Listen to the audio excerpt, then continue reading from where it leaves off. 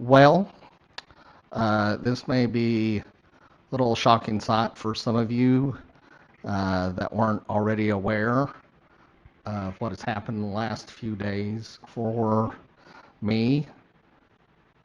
And so let's just break down about what has happened and where I am and where I'm going from here.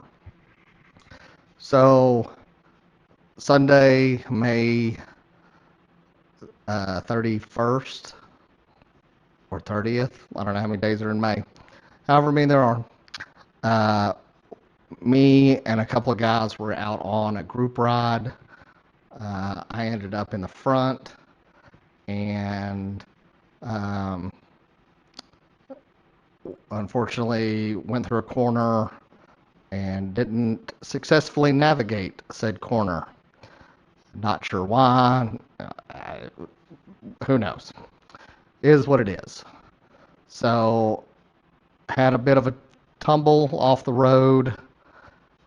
We were in Missouri on Highway 76, as I'm sure anyone that's ridden with me knows very well where we were. So realized I was going to be in decently bad shape, so immediately call uh, EMS, and they got there.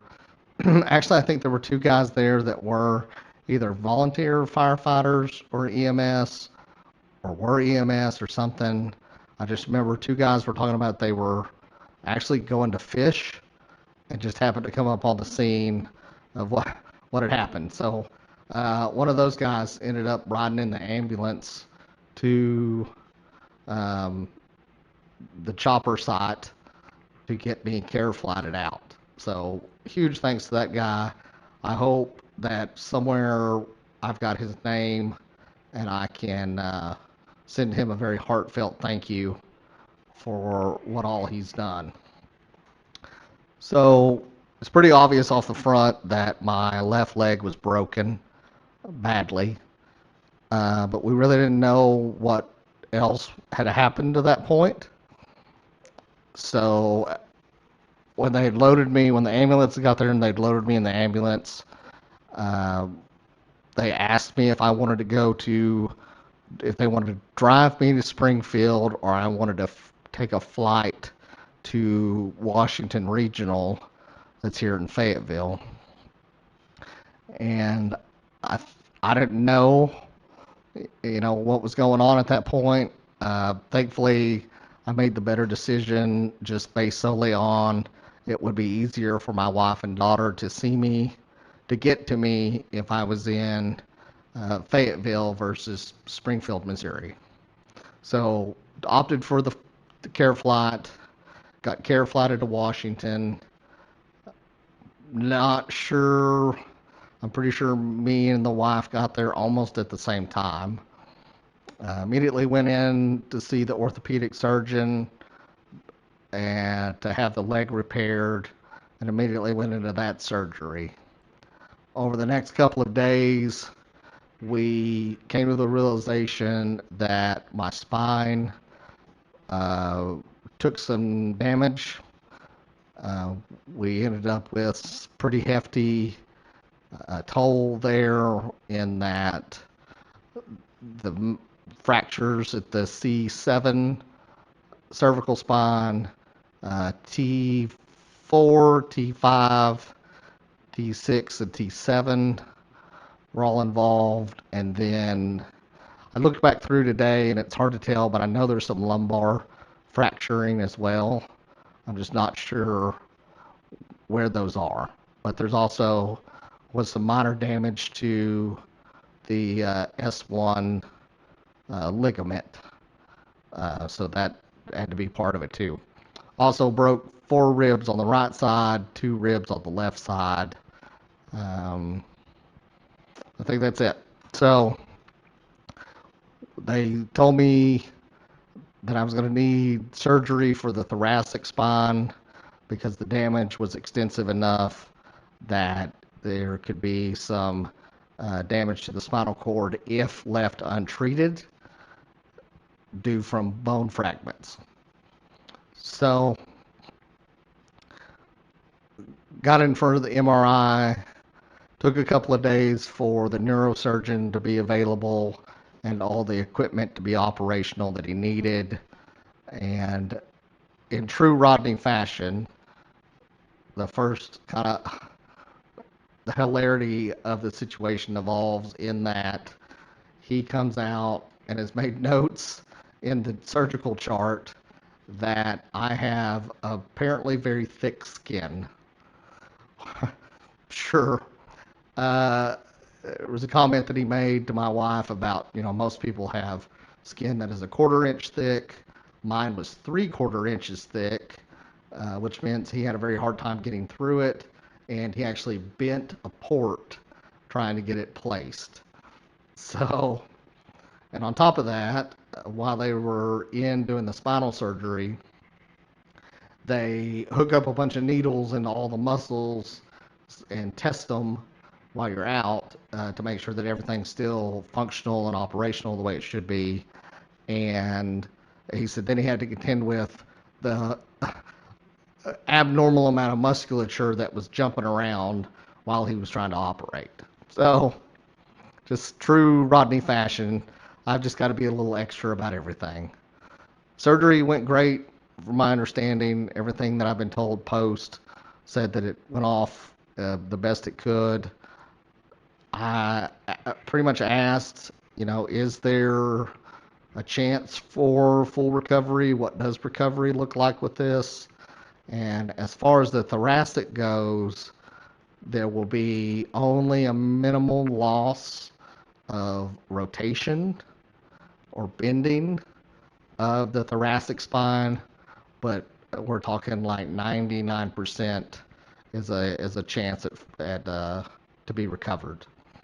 The As you can probably see, I've got this lovely device around my neck, which I've since been told is a Miami J uh, device, which holds my neck immobile to a point because of the fracture at C7. This brace, which I'm not sure how much you can see of it, but covers all of my torso from my chest down to my uh, pelvic bone, basically, is a Jewett brace, and it's what's protecting the lumbar fractures and any additional thoracic damage that was done from getting worse.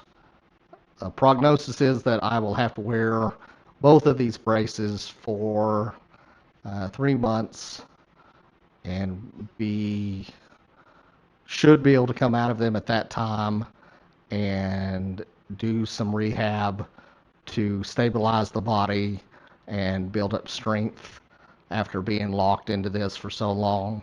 But then that kind of leads into the tail end of the recovery, which I've heard several estimates, but it seems like it'll be about a year of recovery for everything that's going on, best case scenario. So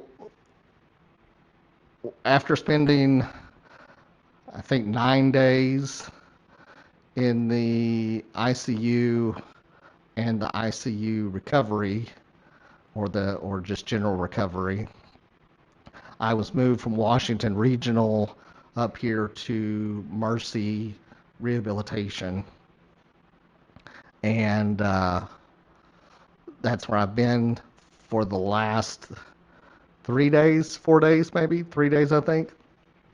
I think I got in late one night, so I think like 4 nights, 3 days at this point. BT has gone exceptionally well. There's some things I'm just extremely limited in that I just can't do. I cannot have this off if my torso is above 30 degrees.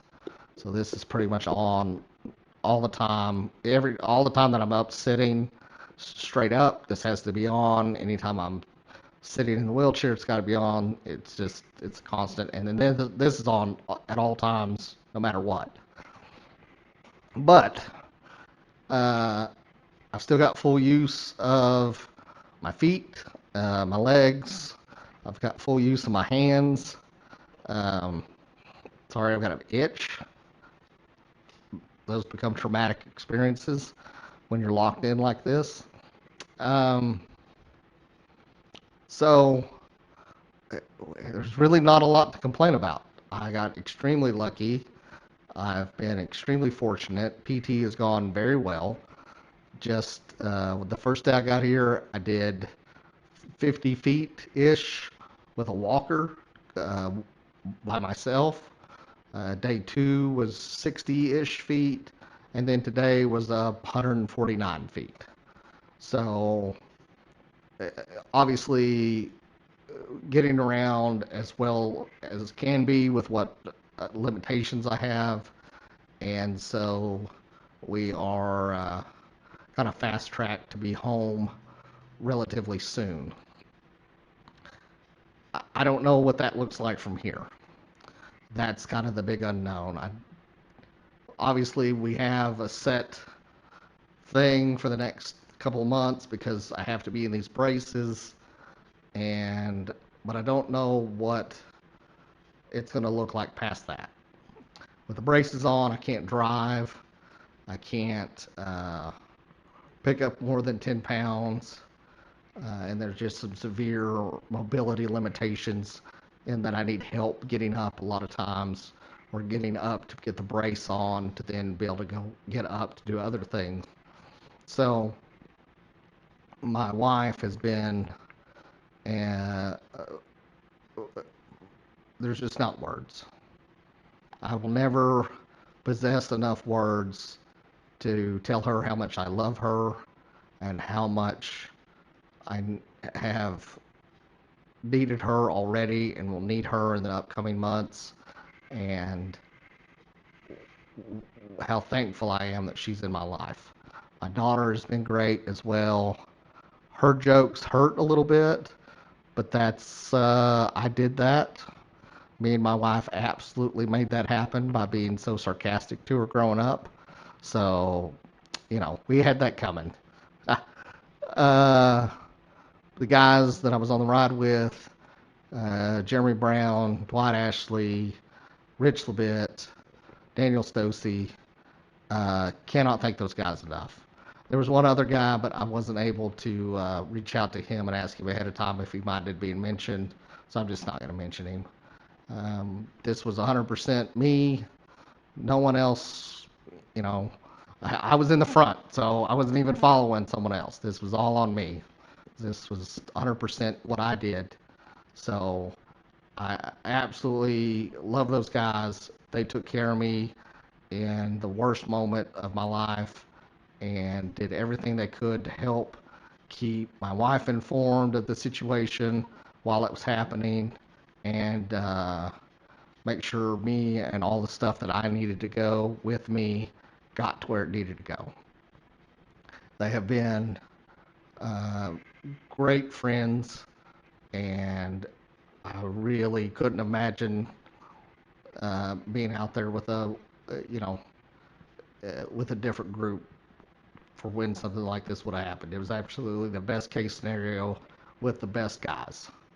So there's been a few people that we let know, but I've kept it pretty quiet up till now, just because it's we just don't know. There's not. I'm sure that everyone, or some people, are going to have some questions that I'm just not going to have the answers to, and so I don't know what anything looks like on some of these things moving forward. But want to make a video. It's easier for me to make a video than to write right now, just because holding things is difficult. So this is easier. I apologize. This is probably like a 20-minute long video at this point, but I hope you'll watch it and just know that any well wishes, any one that sends me a message that says they're thinking about me or praying for me or anything like that is very appreciative. And me and my family are very thankful for all the friends that we have. made throughout the years and all the support that we've had already. And that's kind of it. I hope this doesn't bum anyone out. I'm good. I'm in relatively good spirits today. Um, and, it just is what it is. I get to still be here with my family, and that's ultimately all that matters. And so, love everyone out there. I appreciate everyone. Good vibes and good feelings and good thoughts with us at this time. And there will probably be a few videos coming that I'll make because ultimately, what else am I going to do? Got a mic, dangerous, got a camera, and I've got a lot of free time. So just be prepared. Sorry about your bad luck. Thanks. Bye.